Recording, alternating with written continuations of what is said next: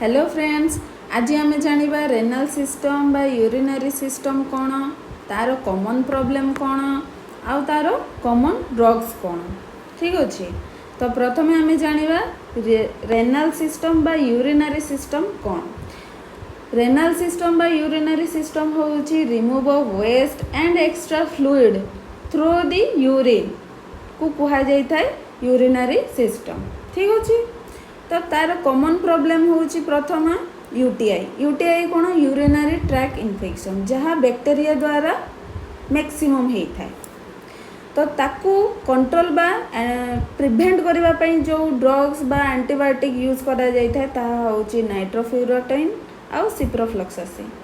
तो नाइट्रोफ्यूरोटाइन होउची बैक्टेरिया रो डीएनए को डैमेज करिवारे हेल्प करिथाए, आउ सिप्रोफ्लॉक्सासिन होउची बैक्टेरिया रो डीएनए को मल्टीपल न हेबा पई हेल्प करिथाए।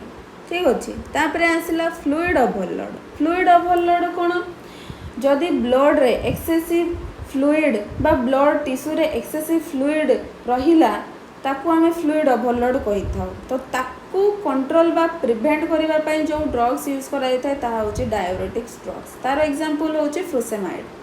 ठीक अछि, देन आसिला किडनी स्टोन। किडनी स्टोन कौन, किडनी रे जदि हार्ड मिनेराल्स बा एक्स्ट्रा सॉल्ट जदि डिपोजिट हैला ताहा स्टोन रे कन्वर्ट हो जाए, तो ताकू आमे किडनी स्टोन कही था।